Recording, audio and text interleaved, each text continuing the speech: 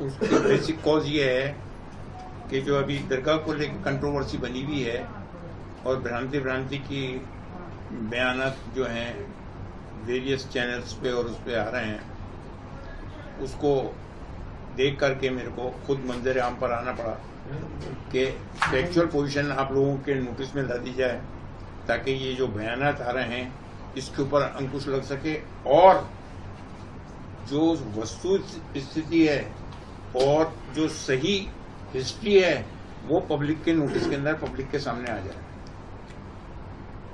अभी थोड़ी देर की बात है कि सुप्रीम कोर्ट ने, हमारे सर्वोच्च न्यायालय ने संभल को लेकर के जो ऑर्डर पारित किया है उसके लिए मैं पूरी प्रशंसा करता हूँ, धन्यवाद देता हूँ और लोगों से ये अपील करता हूँ कि वो इस आधार पे अमन और शांति बनाए रखें और अपनी ओर से ऐसा कोई काम नहीं करें कि जिससे कंट्रोवर्सी पैदा हो। हमारे पास लीगल अधिकार हैं, हम कोर्ट में जाएं और देख लो कोर्ट ने हमारी बात को माना, एक्सेप्ट किया और ऑर्डर पारित किए।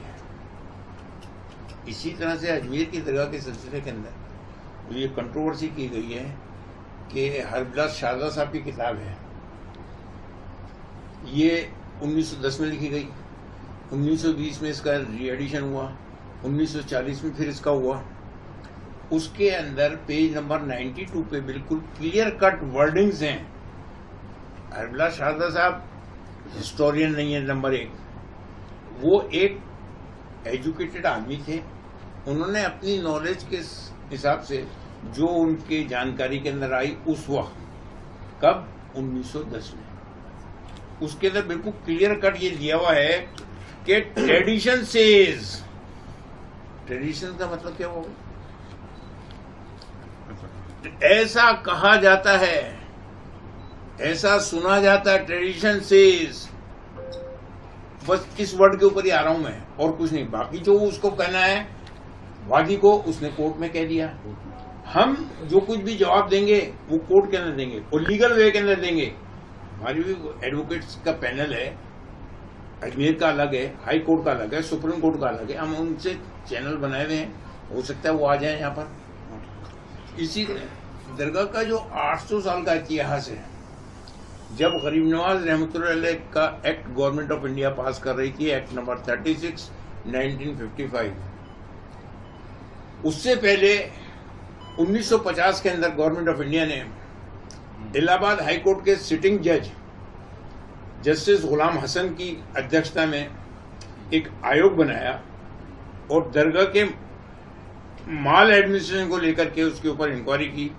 उसके अंदर जब उन्होंने यहाँ आकर के पूरी जानकारी ली, खोजबीन की, मालूमात की, डॉक्यूमेंट्स देखे और पुराने दस्तावेज की रोशनी के अंदर उन्होंने जो अपनी रिपोर्ट सबमिट की वो गवर्नमेंट ऑफ इंडिया के पटल पे है 1950 की। ये इंक्वायरी कमेटी रिपोर्ट है, ये इसका लेना चाहे आप फोटो ले सकते हैं। इसका पेज नंबर 18 के ऊपर बिल्कुल क्लियर कट वर्डिंग्स हैं कि उस जमाने में ये सब कच्चा था।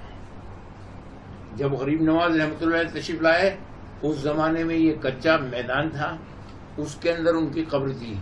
अब साइकोलॉजी पॉइंट ऑफ व्यू से आप खुद अंदाजा लगा सकते हैं कि जहां पर कब्र होगी और वो भी कच्ची, 150 साल तक आपका मजार कच्चा रहा, बिल्कुल भी वहां कोई पक्का कंस्ट्रक्शन नहीं था, तो उसके नीचे टेम्पल कहां से आ गया भाई? पहली चीज। दूसरी चीज के जो महमूद खिलजी थे, कहां के थे? ये लिखा हुआ पूरा, मालवा के किंग, मालवा। उन्होंने जब अजमेर पर कब्जा किया तो उन्होंने अपनी तरफ से जो एडमिनिस्ट्रेशन चलाया उसके अंदर गरीब नवाज के खलीफा की दरगाह है नागौर शरीफ के अंदर, सूफी अहमदुद्दीन सुल्तान तारिक रहमतुल्लाह। उनके पड़पोते जो थे वो ख्वाजा हुसैन नागौरी नाम से जाने जाते थे। उनसे उस महमूद खिलजी की बहुत ज्यादा अकीदत थी, तो किसी फंक्शन के अंदर उनको उन्होंने खूब इनाम वगैरह दिए, तो उन्होंने उस पैसे को यहाँ ला करके ख्वाजा साहब का गुम्बद बनाया, ये जो जिसको आप जन्नती दरवाजा कहते हैं वो बनाए, और जो कच्चे मजार थे उसको पक्का किया। ये उस 150-200 साल के बाद में बना है। ये 1961 AIR 1961 supreme court full bench का सुप्रीम कोर्ट का जजमेंट है, गजेंद्र गढ़कर का। इसका कच्चा था, ये पूरे हिस्ट्री दी हुई है, दरगाह की हिस्ट्री। जो एक्ट को चैलेंज किया गया था उसके अंदर ये पूरी हिस्ट्री दी हुई है कि क्या था वहां पर, क्या नहीं था, ये क्लियर कट मौजूद है। इसी तरह से जो दूसरा अभी